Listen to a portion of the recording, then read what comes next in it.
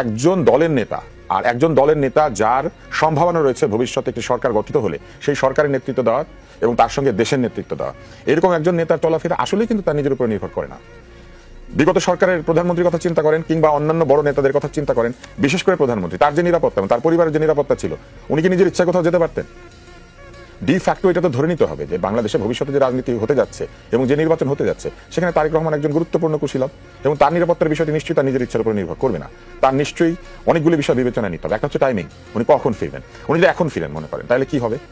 ওনাকে ঘিরে একটা বিশাল ভিড়, ঢাকা শহর বন্ধ হওয়া, নানান রকম জটিলতা তৈরি হবে। দ্বিতীয় হচ্ছে এখনো তফসিল ঘোষিত হয় নাই।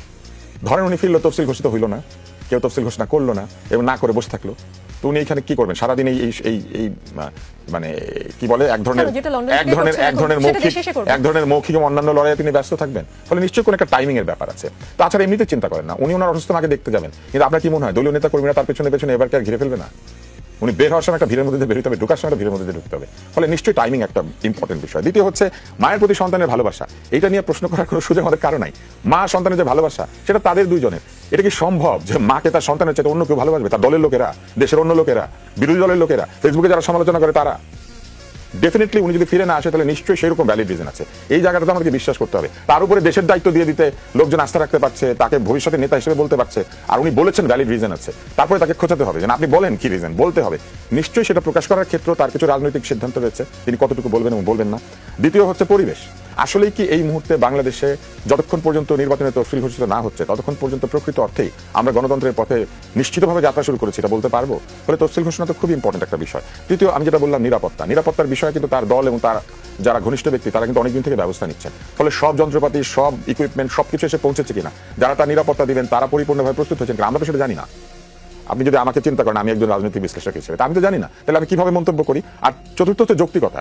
উনি যদি মনে করেন যে এই মুহূর্তে বেগম খালেদা জিয়া এয়ার অ্যাম্বুলেন্সে করে লন্ডন যাবেন, তো উনি 2 দিনের জন্য আসবেন বা 3 দিনের জন্য আসবেন, তাকে নিয়ে আবার এয়ার অ্যাম্বুলেন্সে লন্ডন যাওয়ার জন্য বা অন্য কোনো দেশে যাওয়ার জন্য? বরং এটাই কি ঠিক না যে উনি ওইখানে থেকে ব্যবস্থা করবেন আর এখান থেকে এয়ার অ্যাম্বুলেন্সে করে তিনি যাবেন? ফলে আমি তো মনে করি যৌক্তিক সিদ্ধান্ত এটা যে যদি তাকে বিদেশেই নিতে হয় তাহলে তার এখন বিদেশে থাকাই উচিত। আর তারপরে আসেন, একজন নেতাকে তো সবসময় তার মায়ের চাইতে, তার সন্তানের চাইতে, তার অন্যান্য সকল আত্মীয়র চাইতে দল এবং দেশকে বেশি গুরুত্ব দিতে হবে। ফলে এই সিদ্ধান্তের পেছনে যদি তার দলের মঙ্গল থাকে এবং দেশের মঙ্গল থাকে তাহলে আমরা কি তাকে বাধ্য করতে পারি যে আপনি আসেন, আমাদের মতো কান্নাকাটি করেন এবং আমাদের মতোই আপনি আচরণ করেন? নিশ্চয়ই ওই লেভেলের একজন লোকের আচরণ আমার রুমিন ফারহানার কিংবা মুস্তাফিজ দীপুর মতো হবে না, কারণ আমরা তো ওই জায়গাটাই চিনি না, আমরা দেখি নাই ওই জায়গাটা, আমরা ওই জায়গাতে পৌঁছাই নাই, আমরা যে জায়গাটা জানি না যে কেন এই সিদ্ধান্তগুলি নিতে হয়। তাহলে আমি তো মনে করি যে তিনি নিশ্চয়ই হয়তো দল এবং দেশের কথা বিবেচনায় নিয়েছেন, নিশ্চয়ই এখানে গুরুত্বপূর্ণ কোনো বিষয় আছে। একটা জায়গায় শুধু সবাই প্রশ্ন করতে পারে, ওনাকে এত জিজ্ঞাসা করছি উনি কেন বলে না? উনি বলে না, কিন্তু উনি বলবে না এই কথা তো বলে নাই, তাই না? এখন আপনি কেন আপনার মাকে দেখতে আসছেন না? এখন আপনি আমাদেরকে ব্যাখ্যা করবেন এই বিষয়ে, একটা নাতি দীর্ঘ বক্তৃতা দিবেন, একটা থিসিস লেখা হয়ে যাবে। আমরা এটা চিন্তা না করে বরং আমাদের চিন্তা করা উচিত অতি দ্রুত যাতে আমরা নির্বাচনের দিকে যেতে পারি। কেননা এই মুহূর্তে যে অবস্থাটি বিরাজ করছে তাতে বেগম জিয়ার অসুস্থতাকে কাজে লাগিয়ে নির্বাচন পিছিয়ে দেওয়ার একটা চেষ্টা চলতে পারে। কিন্তু বেগম জিয়ার প্রতি এবং গণতন্ত্রের প্রতি সম্মান যদি জানাতে হয় এবং যার জন্য তিনি এতদিন ধরে আন্দোলন করেছেন, জেল জুলুম সহ্য করেছেন, আজকে তার স্বাস্থ্যের যে অবস্থা এটাও কিন্তু একই কারণ। ফলে গণতন্ত্র আনাটাই হচ্ছে তার প্রতি সবচেয়ে বড় শ্রদ্ধা এবং সম্মান দেখানোর বিষয়। এবং সেই ক্ষেত্রে আমি মনে করি উনি দেখুক যে বাংলাদেশের নির্বাচনের দিকে আমরা অগ্রসর হয়েছি। আর সবাই তাকে ধরে নিচ্ছেন কি জানেন? সবাই ধরে নিচ্ছেন উনি হাসপাতাল থেকে ফিরবেন না। ব্যাপারটা সেটা নাও হতে পারে। এবং সেক্ষেত্রে আপনি চিন্তা করেন, দুই দিক থেকে আমি মনে করি যে এটা বিএনপির জন্য ভালো। কেন ভালো? একটা হচ্ছে উনি অসুস্থতা থেকে ফিরে আসা মানে আবার তার সেই ফাইটিং স্পিরিট প্রমাণ করা, এবং তিনি ফিরে এসে কিন্তু 3টা সংসদ আসনে তার নমিনেশন হবে বলে আমরা জেনেছি। আর যদি কোনো দুঃখজনক ঘটনা ঘটে আপনার কি মনে হয়? তখনও পুরো জাতি এবং জনগণ তার প্রতি শোক এবং তার প্রতি শ্রদ্ধা এবং সম্মান জানাতে গিয়ে যে ভোট দিত না সেও বিএনপিকে ভোট দিবে। তার মানে আপনি বলছেন যে কোনো দুটো ঘটনা ঘটতে হ্যাঁ, আমি খুবই অবাক হই।